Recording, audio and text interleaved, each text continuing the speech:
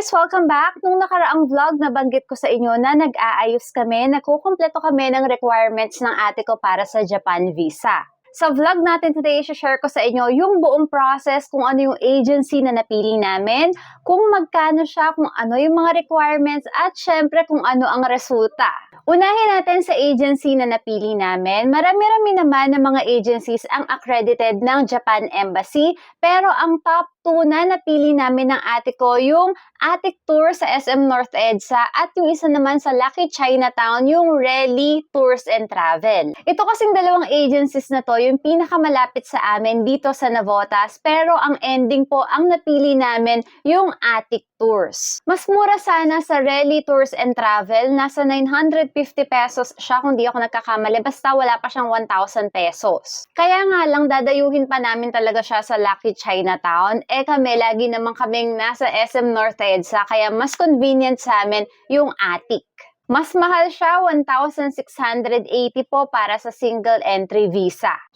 Ito yung araw guys na magpapasa na kami ng requirements namin sa Attic Tours SM North EDSA. Kinumpile na namin lahat dyan, kompleto na siya. Ito yung mga requirements na hiningi namin noon. Kung gusto nyo rin kumuha, punta lang po kayo doon sa Attic Tours SM North EDSA branch. Bibigyan nila kayo nito, manghingi lang po kayo. 1,680 para sa single entry plus 500 pesos naman kung gusto nyo mag-apply para sa multiple entry. Medyo nagsisinga kami ng ate ko dito. Sana pala nag-add na kami ng 500 para sa multiple entry. Malay mo naman, 'di ba? Mabigyan kami ng chance. Number 1 requirement, syempre, ang iyong passport dapat po hindi ito may expire within the next 6 months. Number 2, application form. Ito po makukuha nyo sa mismo website ng Attic Tours. Na-edit po mismo yung form na yon. Fill outan nyo muna bago nyo po i-print sa A4 size na papel. Numbers 3 and 4 na request namin ito sa PSA. Number 3, yung birth certificate. Number 4 naman, yung marriage certificate. Ito namang marriage certificate kung kasal lang po kayo ha. Kung nakapag-apply na kayo dati ng Japan visa at nakapag-submit na kayo nito noon, hindi na po kailangan. Number 5, itinerary. Ito, sample itinerary lang naman siya. Ito yung ginamit ng ate ko nung nakaraang Japan niya. Kinopya na lang ulit namin. Magsistay kami sa bahay ng family friend namin sa Japan, pero dapat po dito sa itinerary, dahil self-funded naman po itong travel namin, kami mismo ng kapatid ko ang magbabayad. Kaya ang sabi po sa agency, kailangan maglagay pa rin kami ng hotel kahit na titira kami sa family friend. May nakasabay kami, ganun din, titira din sila sa kaibigan ata or sa kapatid nila, pero dahil nga self-funded yung kanilang travel, ang sabi doon sa agency,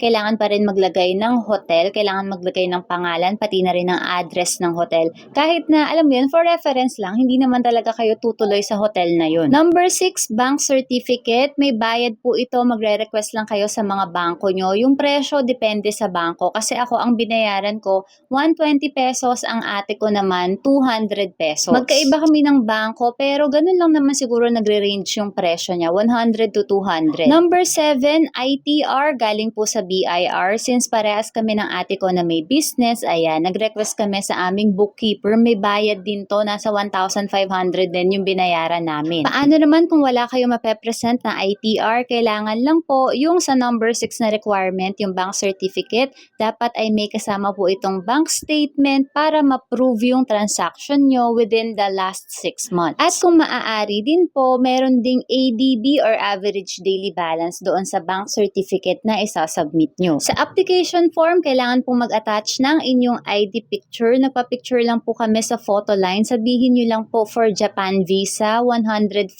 yung presyo nun. Ganito po yung size niya. Idikit nyo na lang po doon sa sa mismong application form. Halika na't magpasa ng requirements. Ito pong Attic Tour sa SM North EDSA. Nasa the block po siya, nasa gilid sa labas. Pagpasok po, kuha agad kayo ng number sa staff. Number 34 kami. Gabi na to ha, pero ang dami pa ring tao. May cut-off sila mga sis. Kung makakapagpasa ka ng requirements mo from 10 AM hanggang 3 PM, kinabukasan po forward na nila yon sa Japan Embassy.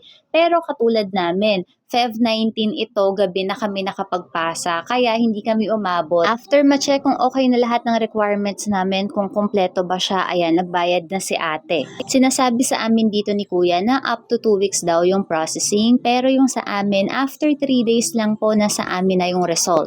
Ito yung total na binayaran namin, 3,360. 3 days after mapasa ng agency namin yung mga requirements sa Japan Embassy, ito na siya, ayan. Ito yung sa ate ko, kadikit pa niyan yung luma niyang passport kasi bago to. Sa old passport niya, nandoon yung mga nakaraan niyang Japan visa. Ang visa po na to ay valid for 3 months. Tapos yung number of days na pwede kami magstay ay 15 days. Nung nasa amin na itong visa, guys, alam nyo, kinagabihan, nag-book na agad kami ni ate. Syempre, unang option namin ay Cebu Pacific kasi doon pinakamura, di ba? Kaya lang nung nag-book kami, hindi rin siya ganong kamura. Kinumpare namin sa PAL pati sa ANA. Halos magkakaparehas lang yung presyo nila. Kaya ang ending, ang nabook namin ay ANA. Para naman maiba. First time kong sasakay doon. March 11 ngayon, ilang araw na lang aalis na kami. Mag-e-empake na ako. Pero meron pang kasunod na video ito. Video naman siya ng haul ng mga damit na dadalhin ko sa Japan. That's all for today. Thank you for watching. Abangan niyo po ang aming Japan vlog. Sa ulitin, bye!